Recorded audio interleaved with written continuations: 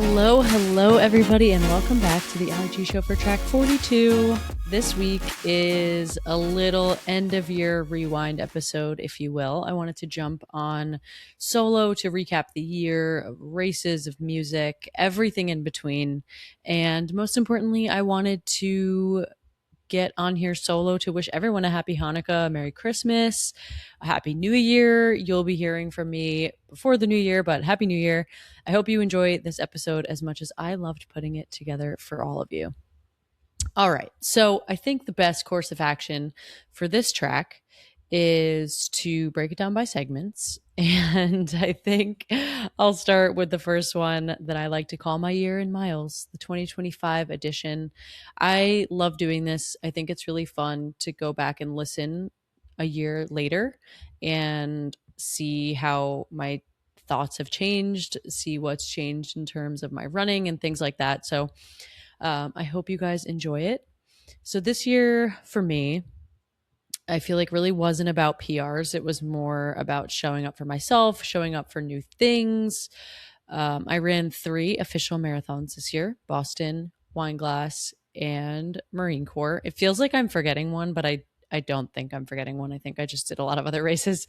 That doesn't even count the unsanctioned 26.2s that I did over the summer while I trained for my first ultra, because it felt like I was doing a marathon plus every single weekend.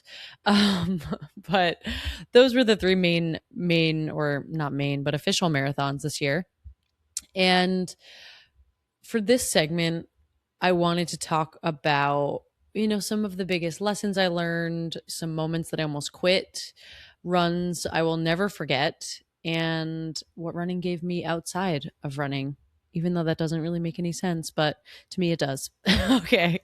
Some of the biggest lessons I think I learned this year, well, one of the biggest ones I learned this year is that you really don't need perfect weeks of running. You just need consistent weeks and honest weeks.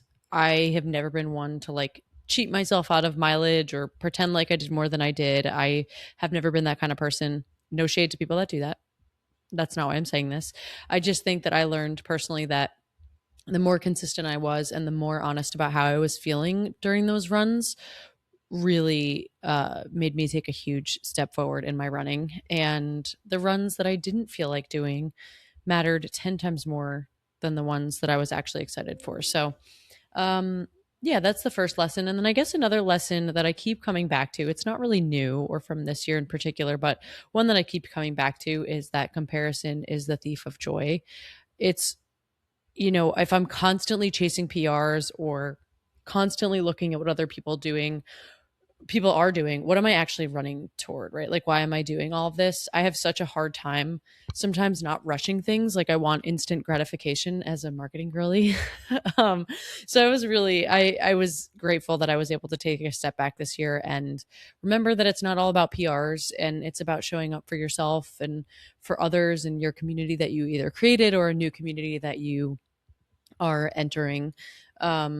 And it's a hard thing to grasp. And I think for somebody who has had a lot of personal success in running, obviously that's based on what your personal goals are and your opinion. But I feel like I've had a lot of success in a lot of the distances that I've tried to chase PRs.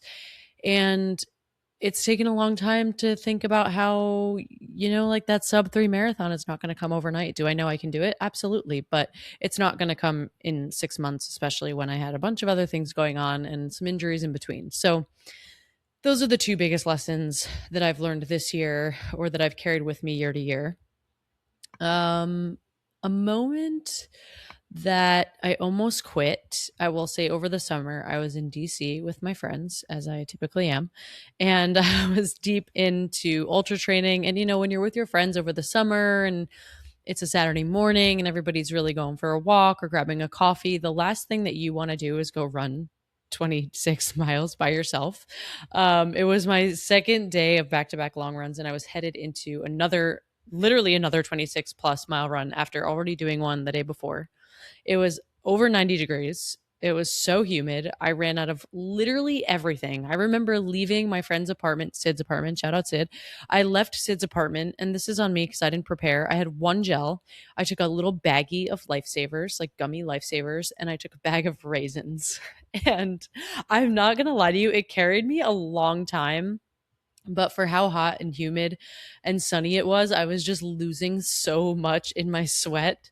I was literally the most uncomfortable I've ever been in a run, that I actually shed tears. That has that I rarely cry during a run. I was shedding tears and texting my sister and Sid in a chat, and I wanted to quit so badly, but I didn't, because my sister and my friends were waiting for me to grab coffee and hang out after. So instead of letting me give up on that run or spiral, my sister, thankfully, thank God for her, during ultra training, she joined me for the last mile, and it ended up actually being the first marathon that we've ever finished together, even if she wasn't technically running a marathon herself, but I was. So I loved that run. I was so close to quitting, but I just had to remember the end goal there, and that end goal was running a lot of miles during the 12-hour ultra. So that was a moment I almost quit. A run I will never forget. Another run. I mean, I won't forget that one, that's for sure. But another run I'll never forget. This is a happier note. I was at the beach over the summer with family, and all my little cousins were there. It was 2 weeks. I think it was like 2.5 weeks out from the ultra. It was my last big week of long runs. And again, it was almost 100 degrees, and you're at the beach, and it's hot and it's sunny, and it's hot and sunny really early in the morning, because I was in the South. And I was getting up early to watch the sunrise every day, just to have some quiet time before the miles. Like, I would wake up, I think it was like 5:15, watch the sunrise 5:30, and then I would be out the door by 6. The beach that I go to is like one long stretch, and you can't really run beach to beach. Like, you're kind of just running from one beach to another. So I was there, and I was doing it there and back, especially during those long, like 22 milers. And I saw this car go by like 2 or 3 times. Now, it's like a major fishing hub, so I wasn't really weirded out by it. All of this is to say, this has a happy ending. I am not trying to scare anybody. There are many precautions that I take when I'm running by myself, and which actually leads me to another point. Maybe I should do an episode on that, or track on that next year. But long story short, obviously be aware of your surroundings. I was very aware of my surroundings because I saw this car pass me like 2 or 3 times. But again, I was on a there and back, and it's one way to a ferry, and then next to the ferry is like a major fishing hub. So it's typical, and I run there a lot. So I knew, and I was aware of my surroundings. But anyway, a woman honked at me, and she stopped the car and gave me granola bars and water, because she had seen me pass her like 4 or 5 times on this there and back. And I remember her, she had like this little dog with her, and it was in the front seat. It was an older woman, and the dog jumped out of the window. It was like this little dog. So I'm like there, I'm dripping sweat, literally dying. I was like, it was another one I guess I wanted to give up on too, and I almost quit. But I was like, I am so hot right now. I don't even know what to do.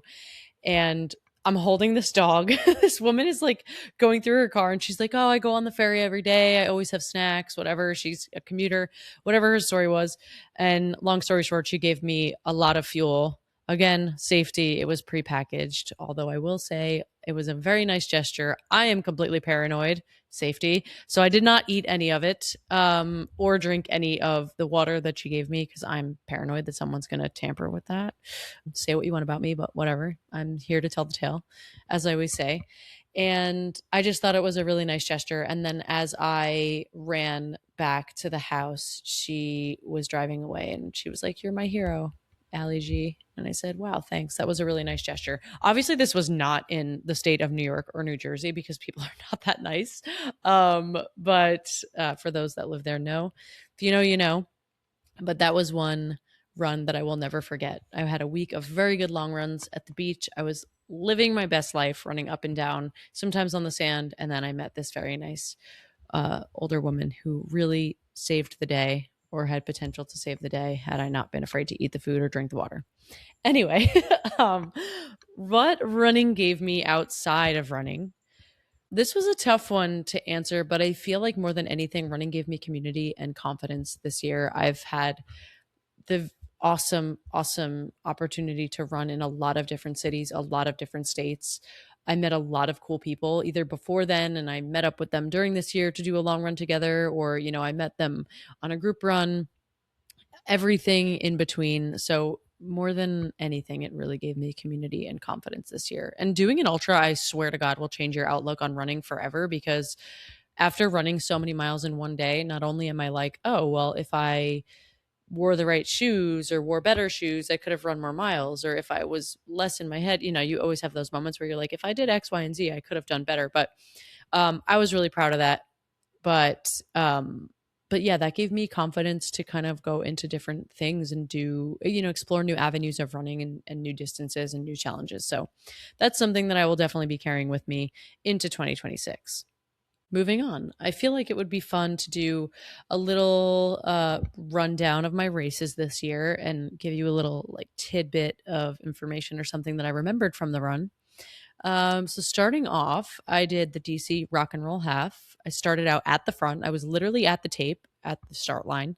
I came in top 10 in my age group, which I think was the first time in a half marathon. I did pretty well. I think I broke 130 despite this mega hill. I was just talking to my friend Brie about this because she's like, I'm going to do it. And I was like, it's a great race. I loved it so much until we got to I don't even remember, mile 8 or 9, and there was this monster hill. I am not kidding you. It was a monster.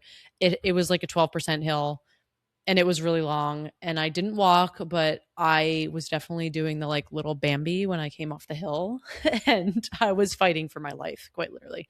Um, then I had the Boston 5K, which was the Saturday before the Boston Marathon, before Marathon Monday in Boston. I came back stronger than ever. I feel like after an Achilles injury, I went in with zero confidence and I came out with a lot of confidence. So that's one of my favorite races of the year to date. Then I had the Boston Marathon 2 days later. I finally had my Boston redemption year, even while going in a little humbled because of the Achilles injury. And I literally didn't run for like 2.5 weeks before the Boston Marathon. So I kind of had a little setback, but I did really well. I shaved a lot of time off my Boston time. Again, not that time matters, but it was just a personal goal that I had. After that, shortly after that, actually, pretty shortly after, I had the NYRR Brooklyn Half, and I ran alongside my friend Mariana Fernandez. We were chatting, we were running, we were playing the alphabet game along Ocean Parkway, which was miserable, but I had such a great time, and she made it one of the most memorable races of the year. It was one we hadn't seen each other for a while, and we kind of reunited, and I actually saw her and I tapped her on the back and I was like, hey, I'm going to run next to you, and then we finished the race together. So that was really fun. And an off the beaten path one that I'm looking back on now was the Outpost Running Royal Relays. They did a celebration for Global Running Day, and it was a four person relay, and everybody ran a mile around it was unsanctioned, of course. It was sponsored by or not even sponsored by, but held by Outpost Running in Little Silver, New Jersey, and it was completely out of my comfort zone. After all of those races to start the year, I showed up and I was like, oh yeah, this is going to be great. And then I ran a mile and I was quickly humbled because I was yeah, I was struggling, but it was great. It was really great. And we had a good group there too, so that was really fun. After that, my favorite race of the year, always in New York, is the New York Roadrunners Women's Mini 10K. It is my favorite race of the year, always. I say it every single year. Everybody knows it. If you know me, you know it.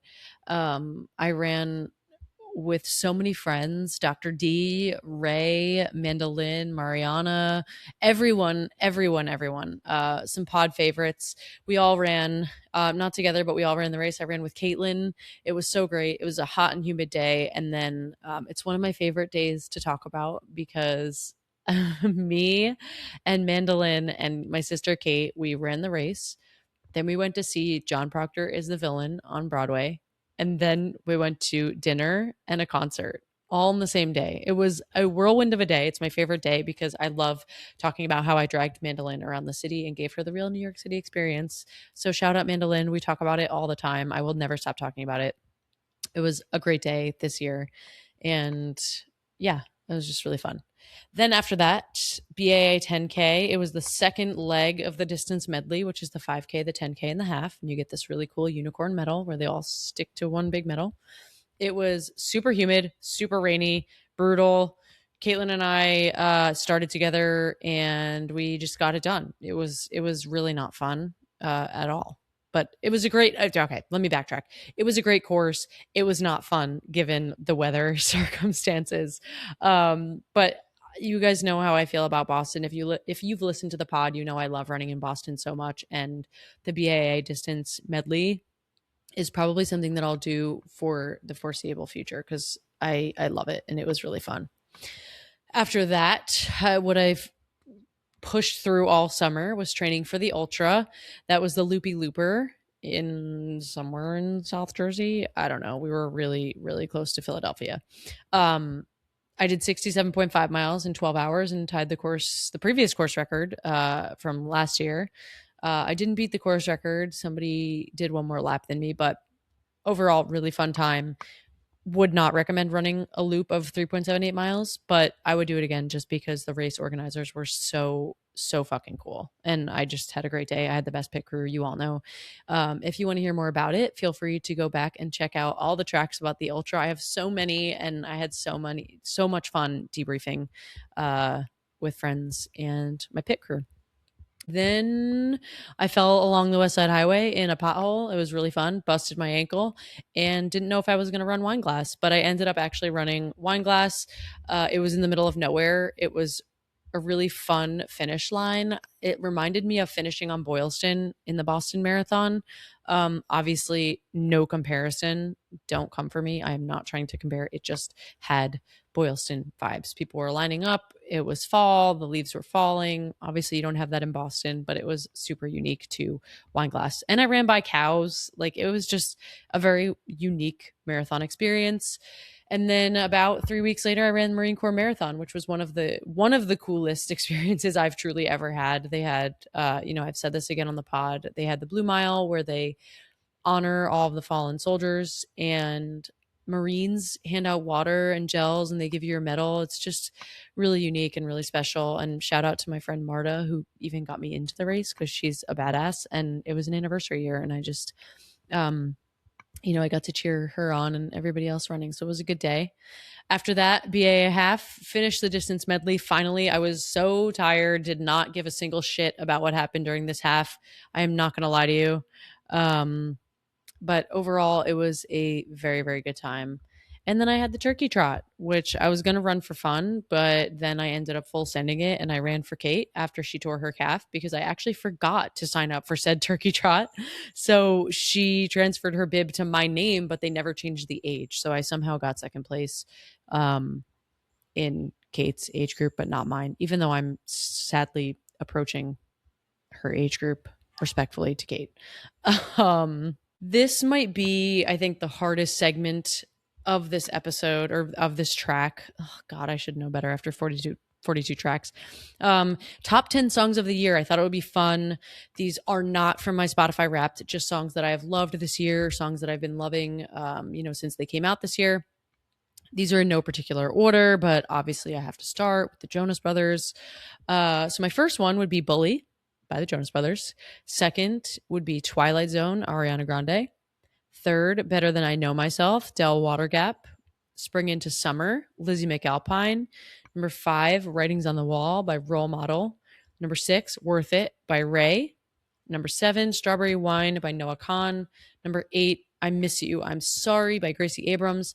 Number 9, The Architect, Casey Musgraves. And number 10, Mary's Place by Bruce Springsteen. Hardcore Bruce fans, do not come for me. I know it's like not everybody's favorite song, but this has been my absolute favorite since I can remember.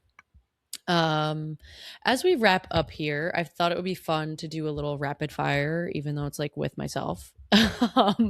So here are like 4 little rapid fire things that I thought would be interesting. Best running shoe of the year, New Balance 1080s V14. I love them. I've talked about the 1080s for years now, 1 year on the pod to be specific, but best shoe, in my opinion, Biggest running surprise, working so closely with Backline Running, the gear, the coaching, community, been incredible. Huge shout out to Matt and Molly for being the best coaches. They are so understanding and they are so in tune to what their athletes need. It's amazing and it's insane. I love them so much. They are the best. Two of the best people I know, two of the best coaches I know, and I can't say enough good things about them. And yeah, I've just loved testing their gear. I've loved the community or spending time with the community that they've built. I loved working there on marathon day and metal portraits and poster stamping and all the things in between. And yeah, aside from all of that, they've been amazing supporters of the pod. So shout out Backline. Obviously, you guys know my code, Allie G, backline.com. And yeah, let me know what you get because I love merch. I say it every track. All right, next up, favorite post run meal. Lately, it's been either pizza and a crispy seltzer, or it's been grilled cheese and tomato soup and a crispy seltzer.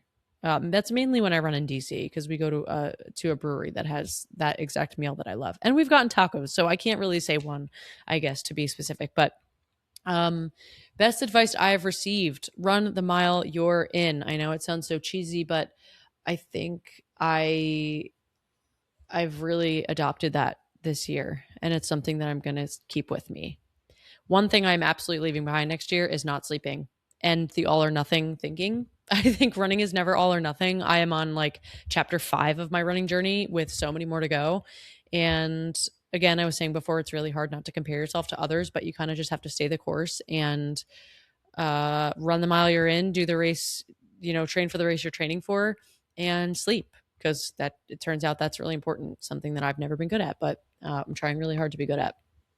So as we wrap up here, and I think this is a really important thing to touch on, and I know I hopefully feel like I say it enough on the pod, but this year I took a chance, as you all know, and I launched the Allie G show, and honestly, I'm still wrapping my head around it.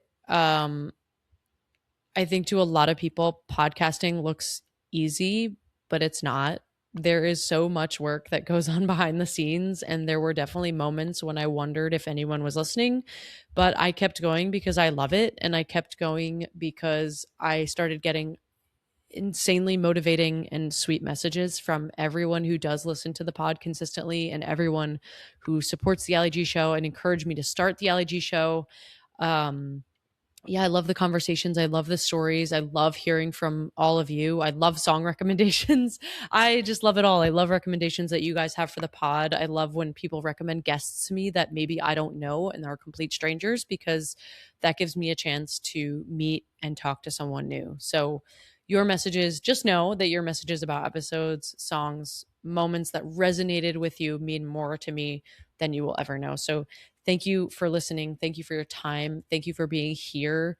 If you know someone who would be great on the pod, or has a cool story, or has a story, or just wants to chat, please tell them to DM me, or you DM me and connect me with them. I would love to chat. And I just want to give a quick shout out to Eric, Amina, and Erica, of course. I love the duo that they are. But shout out to Eric, because if it were not for Eric, I would not be here and I would not have seen the success with the pod that I have. And I truly, truly, truly mean that. I'm not just saying that because he's going to hear this when he's editing this episode in like 15 minutes, but I'm saying it because it's true and it's coming from the heart. So, Eric, thank you so much for everything you do for the Allie G show. And if you guys are listening to this, go give Eric and On the Runs and Monday Night Media some love, because we're trying to build something here and we're so excited that you're all a part of it. So, with all of that being said, however this year went for you, running wise or not, I see you, I hear you. I am so glad you're here. Whether you ran every day, or you barely laced up, or you were injured, thank you for being here. Thank you for listening. Thank you for listening and hearing all of the tips and tricks that we have to offer on the Allie G show. And yeah, I will be back on Thursday, February 5th, with all new episodes. But in the meantime, keep an eye out for some best of rewind tracks on the Allie G show, Monday Night Media, On the Runs, and the Recap. Thank you all again for the support this year. 2026 is going to be so fucking awesome, and I can't wait for you all to follow along. So follow along on Instagram at _Allie G show, and I will talk to you guys soon. Bye.